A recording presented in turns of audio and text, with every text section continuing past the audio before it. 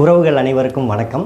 நடந்து முடிந்த நாடாளுமன்ற தேர்தலில் நாம் தமிழர் கட்சிக்கு அதிகமான அரசு ஊழியர்கள் வாக்கு செலுத்தி இருக்கிறாங்க என்கிற விவரம் இன்றைக்கி வெளியில் தெரிய வந்த உடனேயே தமிழ்நாட்டு அரசியலில் ஒரு பூகம்பமே வெடித்த அளவுக்கு எல்லாருமே ஒரு அதிர்ச்சிக்குள்ளாக இருக்கிறாங்க.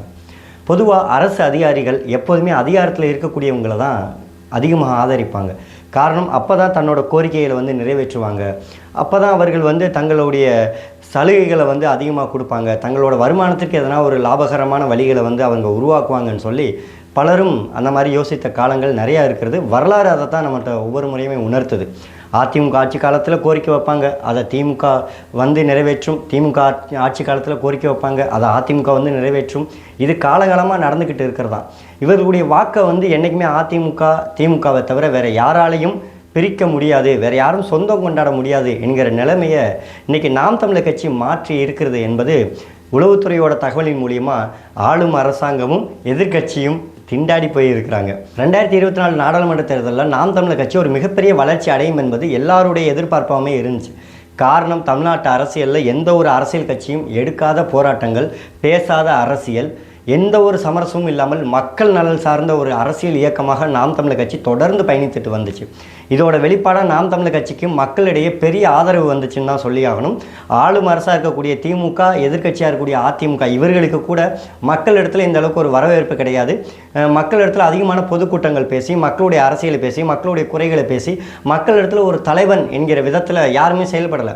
ஆனால் நாம் தமிழர் கட்சி அதிகாரத்திற்கு வர வேண்டும், தமிழன் அதிகாரத்தை ஆளணும் என்கிற கோட்பாட்டு அடிப்படையில் கடந்த 2-3 ஆண்டுகளாக தொடர்ச்சியாக பல கட்டமான போராட்டங்களை முன்னெடுத்துச்சு. அதோட பலனாக இந்த நாடாளுமன்ற தேர்தலில் நாம் தமிழர் கட்சிக்கு அரசு ஊழியர்கள் எல்லாருமே வாக்கு செலுத்தி இருக்கிறாங்க என்கிற தகவல் முதலமைச்சராக இருக்கக்கூடிய ஐயா ஸ்டாலின் அவர்களுக்கும் எதிர்க்கட்சியாக இருக்கக்கூடிய ஐயா எடப்பாடி பழனிசாமியிடமும் அந்த தகவல் அறிக்கை போயிருக்குங்கிறத விகடன் வலையொலியில் இருக்கக்கூடியவங்க அதை ஒரு ஆய்வறிக்கை செஞ்சு காணொலி வெளியிட்டு இருக்காங்க. இது உண்மையிலே ரொம்ப கவனிக்க வேண்டிய ஒரு விடயம்.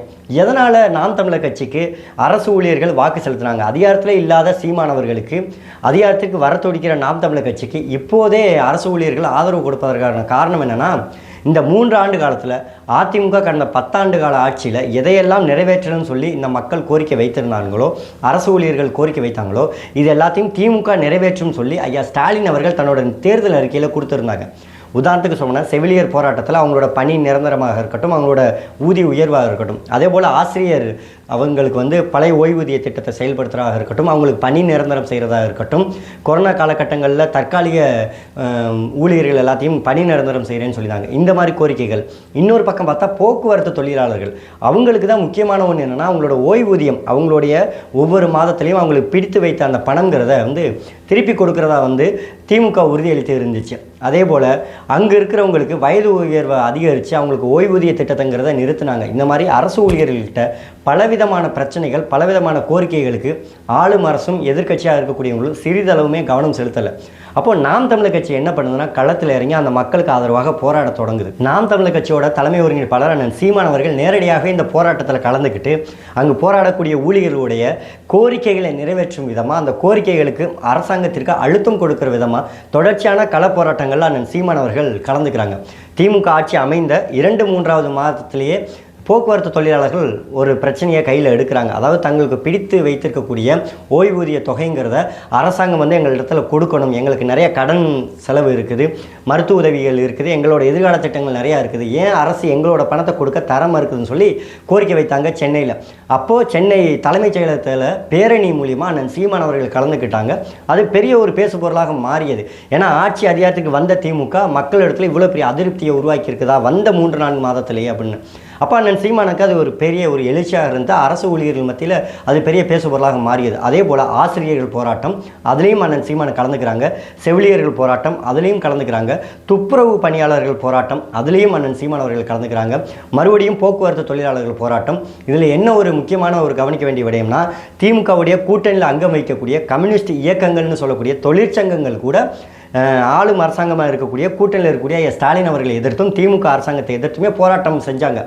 தமிழ்நாட்டுடைய போக்குவரத்து கழகம் மிகப்பெரிய அளவில் ஒரு நட்டத்தில் ஓடுது, எங்களுக்கான பிடித்து வைத்திருக்கக்கூடிய ஊதியத்தை திரும்ப கொடுங்க, எங்களுக்கான பணி நிரந்தரம் செய்யுங்கன்னு சொல்லி எல்லா தரப்பு மக்களுமே கூட்டணி கட்சியில் இருந்தாலும் சரி தொழிற்சங்கத்தின் மூலியமாக ஆளும் அரசாங்கத்தை எதிர்த்து அவங்க வந்து கேள்வி கேட்டாங்க. அதே போல் ஐயா ஸ்டாலின் அவர்கள் 12 மணி நேரம் கட்டாயம் வேலை பார்க்கணும்னு சொல்லி ஒரு வேலை திருத்த மசோதா ஒன்று கொண்டு வந்தாங்க. அது பல கட்சிகளோட எதிர்ப்பின் மூலியமாக அதுவும் நிறுத்தி வைக்கப்பட்டுச்சு. ஆனால் அது தடைன்னு சொல்லலை, ரத்துன்னு சொல்லலை, தற்காலிகமாக நிறுத்தி வைப்புன்னு தான் இன்று வரை இருக்குது. அப்போ எப்போ வேணாலும் அது வந்து செயல்படுத்தப்படலாம். அதே போல் அரசு ஊழியர்களோட கோரிக்கை இன்று வரை சரி செய்யப்படலை.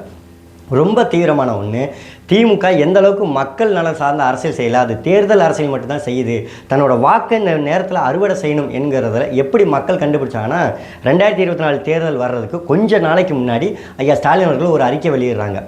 ஆசிரியர்களோட கோரிக்கை அனைத்தும் நிறைவேற்றப்படும், திமுக வென்று இந்தியா கூட்டணி ஆட்சிக்கு வந்தால் ஆசிரியருடைய கோரிக்கை அனைத்தும் நிறைவேற்றப்படும், ஒன்றிய அரசாங்கம் நிதிகளை வந்து தமிழ்நாட்டுக்கு கொடுக்க வந்துடும், அப்போ நிதி பற்றாக்குறை சமநிலை ஆயிரும், இதன் மூலிமா உங்களோட கோரிக்கை எல்லாமே நிறைவேற்றப்படும் சொல்லி தமிழ்நாட்டுடைய அரசாங்கம் ஐயா முதலமைச்சர் ஸ்டாலின் அவர்கள் ஒரு அறிக்கை வெளியிடறாங்க. இதை பார்த்தோன்னே அரசு ஊழியர்களுக்கு ஒரு பெரிய கோபம் வருது.